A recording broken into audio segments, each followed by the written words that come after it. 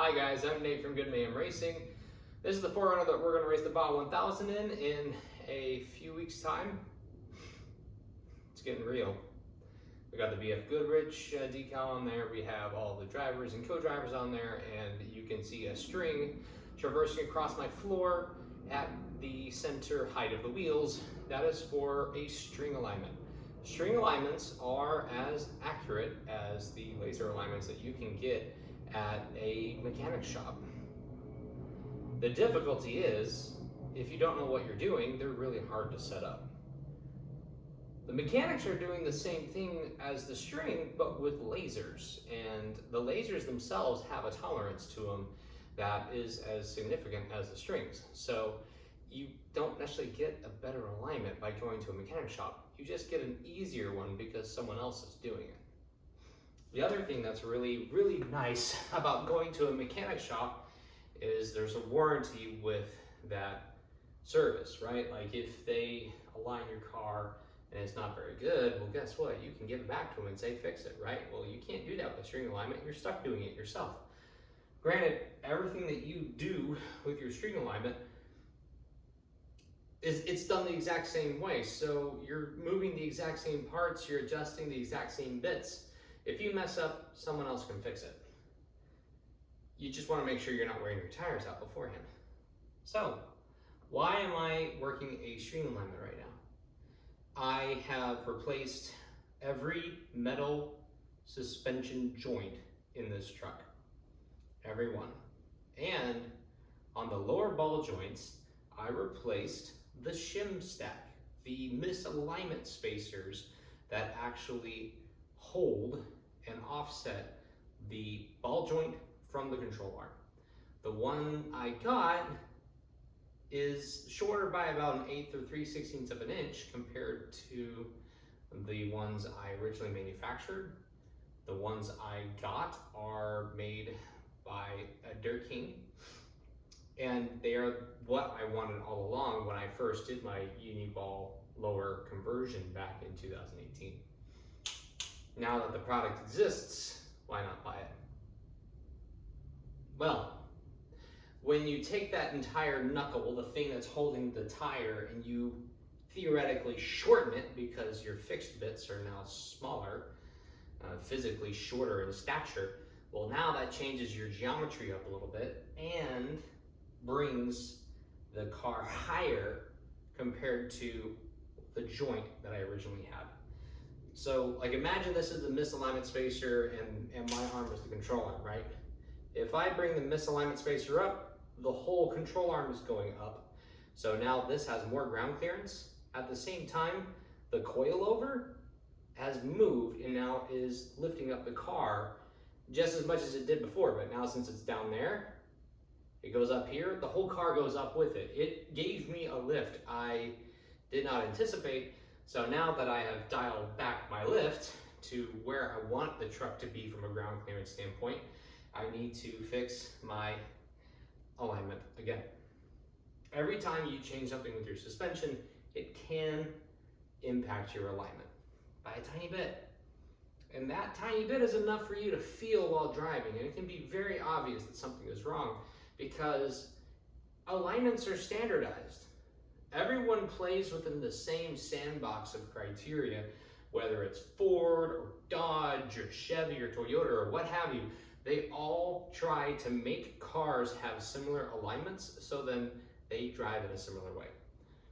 When you get to the 3/4 ton trucks and bigger, things start getting weird, but in general, you want a car that can track straight, not have a lot of body roll in a turn, and bring itself to straight again after a turn. So you have your camber and your caster and your toe. Those are the three major things that you can adjust with the front part of your suspension. Unless you have a solid axle, in that case, you're probably much more limited. This is an independent suspension, and because of the way I have it set up, my camber and caster are very nice. They are very, very good for this truck. The toe is surprisingly finicky. Not because it's hard to hit, but because it's very obvious when it's wrong. So when this truck brakes, when it dives, the 4Runner actually goes from a towed in situation to towed out. That's the way the 3rd gen 4Runners were designed. If you actually brake really hard, you will feel your steering response increase. That way you can steer out of the way of an accident and your car is more responsive. That's the whole reason why the toe starts widening. Well, when your suspension, when you drop the suspension, well, guess what? It's just widening that toe. I gotta fix that. My numbers are in millimeters right now just because I wanted to change things up, but the exact same thing applies in inches too. At ride height, you want your toe to be pushed in a tiny bit. In this case, Toyota likes these 4Runners to be towed in 0.1 degrees in this way, 0.1 degrees in this way, to have a total toe in of 0.2 degrees. That sounds like nothing. That sounds like 0 degrees to the common man, but you'll feel it if it's not. If it's completely dead parallel, your steering's gonna feel a little bit sluggish.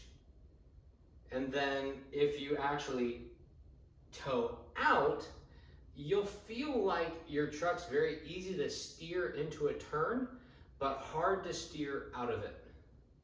The car will feel a little bit of like a dead steering sensation if your toe is out. And if your caster's bad, then it's really bad and really obvious when your toe is out. So, since I have dropped the suspension a tiny bit to make sure this ground clearance is the same as what I had before, now I'm towed out.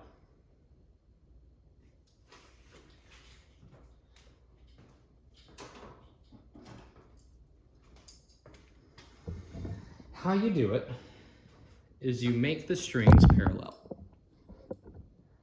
I have a long travel suspension, so it gets a little weird conceptually, but you want the string to be parallel with your car. And if you're lucky, just by looking straight down on this string, you can see how this side is pushed outwards and this side is pushed inwards. That is towed out. That is only towed out by 0.1 degrees. It's not much.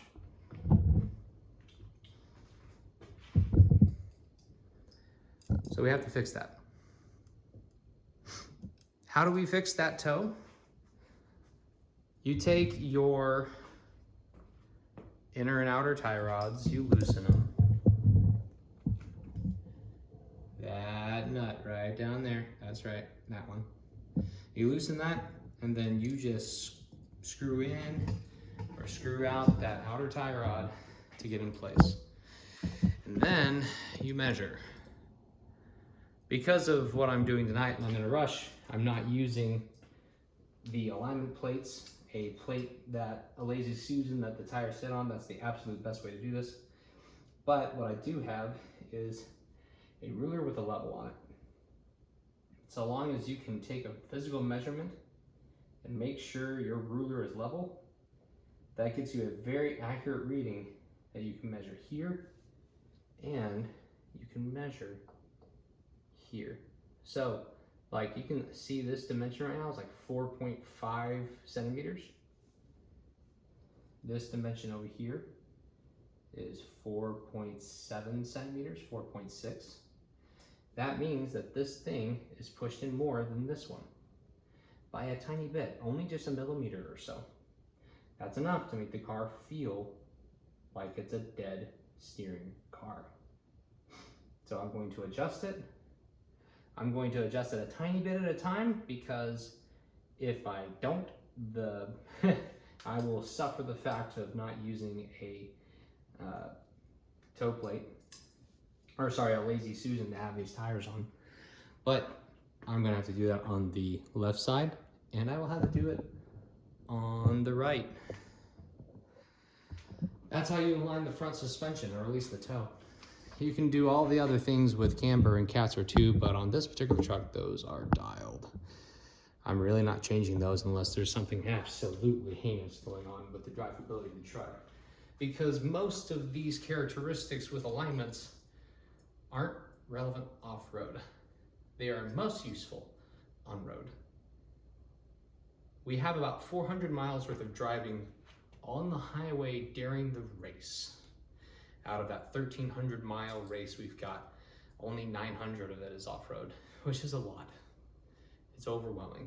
But if we can make up time by reducing the driver's stress and the fatigue on the highway with a good alignment, it's worth it.